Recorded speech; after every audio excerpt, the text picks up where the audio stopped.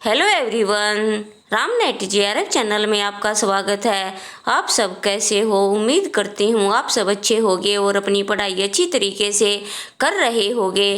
तो आज इस वीडियो में हम बात करेंगे जो हमारा पेपर 2 है हिंदी साहित्य, उसके हम PYQs कर रहे हैं विद एक्सप्लेनेशन। तो इसीलिए इनके कई पार्ट्स बन रहे हैं।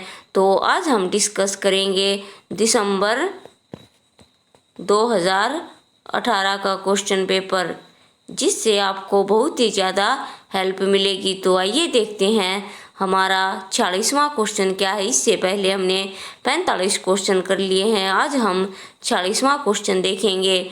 तो फ्रेंड्स, आप इस चैनल पर न्यू हो और आपने अभी तक इस चैनल को सब्सक्राइब नहीं किया है तो आप इसे सब्सक्राइब करें और साथ ही बनी बेल आइकन को प्रेस कर दें, जिससे सभी वीडियोज़ के नोटिफिकेशन आपको टाइम टू टाइम मिलते रहें। तो आइए देखते हैं 40वां क्वेश्चन हमारा क्या है। प्रकाशन वर्ष के अनुसार रचनाओं का सही अनुक्रम हमें बताना है। ए अनामिका झरना पल्लव निहार, बी पल्लव निहार झरना अनामिका, सी झरना अनामिका पल्लव निहार और डी झरना पल्लव अनामिका और निहार। तो इसका हमारा राइट ऑप्शन होगा सी, पहले झरना अनामिका पल्लव और निहार। तो देखते हैं रचनाकार और रचना जो झरना है ये जयशंकर प्रसाद की रचना है और ये 1918 ईस्वी इनका प्रकाशन वर्ष है। दूसरी है अनामिका, यह सूर्यकांत त्रिपाठी निराला की है और 1923 इसका प्रकाशन वर्ष है। तीसरी है सुमित्रा नंदन पंत पल्लव 1928 और चौथी रचना है महादेवी वर्मा की निहार 1930। तो ये भी इसके साथ साथ एक्सप्लेनेशन दी गई है, जिससे आपको बहुत ही ज़्यादा हेल्प मिलेगी। अगला क्वेश्चन देखते हैं। प्रकाशन वर्ष के अनुसार जयशंकर प्रसाद की रचनाओं का सही अनुक्रम हमें बताना है। तो इसका राइट ऑप्शन होगा सी, पहले प्रेम पथिक, आंसू, लहर और कामयानी। तो प्रेम पथिक का प्रकाशन वर्ष 1914, आंसू 1925, लहर 1933 और कामयानी 1935। तो ये सारी रचनाएं हमारी एग्ज़ाम के पॉइंट ऑफ व्यू से बहुत ही इम्पोर्टेंट है, तो आप इन्हें ज़रूर याद रखें। अगला क्वेश्चन देखते हैं। प्रकाशन वर्ष के अनुसार निम्नलिखित उपन्यासों का हमें सही अनुक्रम बताना है। तो इसका जो हमारा राइट ऑप्शन होगा वो होगा सी, सूरजमुखी, अंधेरे के, शेष यात्रा, ठीकरे की मंगनी और कठगुलाब। तो सूरजमुखी के अंधेरे कृष्णा सोबती का उपन्यास है और शेष यात्रा उषा प्रियमदा का और ठीकरे की मंगनी नाशिरा शर्मा और कठगुलाब है मृदुला ग्रह का। और इनका सन भी याद रखिए कि सूरजमुखी अंधेरे में 1972, शेष यात्रा 1984, ठीकरे की मंगनी 1989 और कठगुलाब 1996। अगला क्वेश्चन देखते हैं। कहानी संग्रह का प्रकाशन वर्ष दिया गया है, यह है हमें बताना है। तो इसमें से राइट ऑप्शन होगा 49 का डी, सबसे पहले इंसान के खंडर, परिंदे, सतह से उठता आदमी और पीली छतरी वाली लड़की। आइए देखते हैं ये किस किस की हैं। तो इंसान के खंडर 1950 मोहन राकेश की और परिंदे 1960 निर्मल वर्मा की। और तीसरी है सतह से उठता आदमी 1971 मुक्तिबोध की। और चौथा है पीली छतरी वाली लड़की उदय प्रकाश की। तो ये सभी रचनाएं हमारे लिए इम्पोर्टेंट है और हमें याद रखनी है। अगला क्वेश्चन है विद्यानिवास मिश्र के निबंधों का सही अनुक्रम क्या है, ये हमें बताना है। तो इसका राइट ऑप्शन होगा ए, तमाल के झरोके, शेफाली झर रही है, शिरीष की याद आई और रथ यात्रा। तो आइए इनका प्रकाशन वर्ष देखते हैं। तमाल के झरोखे हैं 1981, शेफाली झर रही है 1989 और शिरीष की याद आई 1995 और रथ यात्रा है 2002। तो विद्यानिवास मिश्र के निबंध हमारे लिए इम्पोर्टेंट है, इन्हें आप जरूर याद करें। अगला क्वेश्चन है अंधा युग नाटक के अंक शीर्षकों का सही अनुक्रम हमें बताना है। तो 51 का जो हमारा राइट ऑप्शन होगा वो होगा हमारा डी, कौरव नगरी, पशु का उदय, अश्वत्थामा का अर्धसत्य और गांधारी का साप।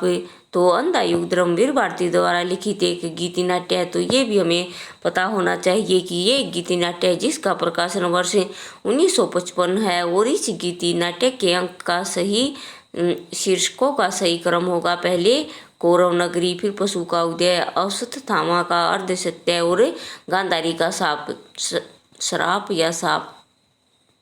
अगला क्वेश्चन है, प्रकाशन वर्ष के अनुसार आत्मकथाओं का सही अनुक्रम हमें बताना है। तो इसका राइट ऑप्शन होगा बी, क्या भूलूं कि याद करूं, टुकड़े टुकड़े दास्तान, सहचर है समय और आज की अतीत। तो क्या भूलूं क्या याद करूं ये हरिवंश राय बच्चन की आत्मकथा है, 1969 में लिखी गई। अमृतलाल नागर के टुकड़े टुकड़े दास्तान 1986, रामदर्श मिश्र की सहचर है समय 1991, विषम साहनी आज के अतीत 2003 में लिखी गई। अगला क्वेश्चन है, कालक्रम की दृष्टि से साहित्य सिद्धांतों का सही अनुक्रम हमें बताना है। तो इसका राइट ऑप्शन होगा बी, रस, अलंकार, रीति और ध्वनि। तो रस दूसरी सती, इसके आचार्य हैं भर्तमुनि। अलंकार छठवीं सती, इसके आचार्य हैं भामह। रीति 8वीं सदी, इसके आचार्य हैं वामन। ध्वनि 9वीं सदी, इसके आचार्य हैं आनंदवर्धन। अगला क्वेश्चन देखते हैं, काव्य शास्त्रीय ग्रंथों का काल क्रमानुसार सही अनुक्रम हमें बताना है। तो इसका राइट ऑप्शन होगा सी, काव्यादर्श, ध्वन्यालोक, काव्य मीमांसा और वक्रोक्ति जीवितम। तो दंडी काव्यादर्श का 7वीं सदी, ध्वन्यालोक आनंदवर्धन का 9वीं सदी, राजशेखर काव्य मीमांसा 9वीं सदी का उत्तरार्ध और कुंतक वक्रोक्ति जीवितम 10वीं सदी। अगला है, पाश्चात्य विचारों का सही अनुक्रम हमें बताना है। तो 55 का जो हमारा राइट ऑप्शन होगा वो होगा B, Samuel Taylor Coleridge, Matthew Arnold, Oscar Wilde और I A Richards. Samuel Taylor Coleridge 1772, Matthew Arnold 1822, Oscar Wilde 1856 और आई ए रिचर्ड्स 1893। आगे देखते हैं हम तर्क और स्थापना के क्वेश्चन। तो पहला क्वेश्चन है इसका हमारा 56। अभिकथन दिया गया है, काव्य श्रवण या नाट्य दर्शन से आविर्भूत रस आनंद का ही प्राय है। तर्क इसमें दिया गया है क्योंकि पश्चिमी शास्त्रों में रस को ब्रह्मानंद का समानार्थी कहा गया है। तो इसका जो हमारा 56 का राइट ऑप्शन होगा ए सही और आर गलत। साथ साथ इसकी एक्सप्लेनेशन दी गई है, इसे आप देख सकते हैं। अगला क्वेश्चन है 57वां, रस न तो निर्विकल्प ज्ञान का विषय है और न ही सविकल्प का। और तर्क किसका दिया गया है क्योंकि रस की प्रतीति में श्रृंगार, वीर, आश्चर्य, करुणादि रस विशेष रूप से आभाषित होते हैं, इसलिए रस निर्विकल्पक ज्ञान का विषय नहीं है। तो इसका हमारा राइट ऑप्शन होगा बी, ए सही और आर गलत। अगला क्वेश्चन देखते हैं, स्थापना इसकी दी गई है, काव्य और कला सर्जन संघर्ष का फल है क्योंकि सृजनशील व्यक्तित्व गतिशीलता के साथ अपने समय के अभावों और दबावों से जूझता है। तो इसका जो हमारा 58 का राइट ऑप्शन होगा डी, ए सही और आर सही। अगला क्वेश्चन देखते हैं, कला विज्ञान का एक प्रकार का सत्य की उपलब्धि की एक साधना है। और तर्क इसका देखते हैं क्योंकि कला जगत में भी कलाकार के चित्त में जब वस्तु सत्य उद्भासित होता है तभी वह श्रेष्ठ कला रचना में परिवर्तित होता है, इसलिए हर महान कलाकृति सत्य में समन्वित होती है। तो इसका हमारा राइट ऑप्शन होगा बी, ए सही और आर सही, यानी दोनों ही हमारे सही हैं। अगला क्वेश्चन है, मिथक शास्त्र 60वां मिथक शास्त्र मनुष्य को मानसिक संरचना को समझने की एक भ्रामक विद्या है, क्योंकि यह असत्य कथा और मिथ्या की कोरी कल्पना है। तो इसका हमारा राइट ऑप्शन होगा सी, ए गलत और आर गलत, यानी ये दोनों ही हमारे रॉन्ग हैं। अगला क्वेश्चन देखते हैं। संचारी भावों के उदय होने से रस अवस्था को स्थायित्व प्राप्त होता है, क्योंकि विभाव, अनुभाव तथा संचारी भाव स्थायी भावों के सहायक और वर्धक होते हैं। तो 61 का हमारा राइट ऑप्शन होगा बी, ए सही और आर सही, यानी दोनों ही हमारे सही हैं। अगला क्वेश्चन है। छायावाद रीति काव्य की भांति शुद्ध मानसल प्रेम का काव्य है। तर्क किसका दिया गया है? क्योंकि छायावादी कविता में व्यक्तिनिष्ठ वासना की अभिव्यक्ति हुई है। तो इसका जो हमारा राइट ऑप्शन होगा वो होगा हमारा बी, ए गलत और आर गलत, यानी दोनों ही गलत हैं। छायावाद रीतिकाल की भांति शुद्ध मानसल प्रेम का काव्य है सही नहीं है, इसलिए छायावाद में प्रकृति चित्रण, सौंदर्य बोध तथा रहस्यवाद के साथ साथ मानसल प्रेम तथा देश प्रेम की भावना विद्यमान है, क्योंकि छायावादी कविता में व्यक्तिनिष्ठ वासना की अभिव्यक्ति नहीं हुई है। अगला क्वेश्चन देखते हैं। बिंब विधान और चित्रात्मकता काव्य में महत्वपूर्ण उपादान है। इनसे कविता में सौंदर्य की वृद्धि होती है, किंतु ये साध्य नहीं है। तर्क देखते हैं। क्योंकि कला की शक्ति का मूल स्रोत मिट्टी और जीवन है। कोर बिंबों का खेल कोरी आतिशबाजी का काम है। तो 63 का हमारा राइट ऑप्शन होगा ए सही और आर सही, दोनों ही सही हैं। अगला क्वेश्चन है। वीरता का अनुकरण किया जा सकता है, वैसे ही जैसे मन की प्रसन्नता उधार ली जा सकती है, क्योंकि वीरता का संबंध शरीर बल से होता है, मनोबल से नहीं। तो 64 का हमारा राइट ऑप्शन होगा डी, ए गलत और आर गलत, दोनों ही गलत हैं। अगला क्वेश्चन देखते हैं। परंपरा रूढ़ि पालन नहीं आधुनिकता की पक्षधर है, क्योंकि परंपरा में अतीत के प्रति आसक्ति और परिवर्तन का निषेध होता है। तो इसका हमारा राइट ऑप्शन होगा ए सही और आर गलत।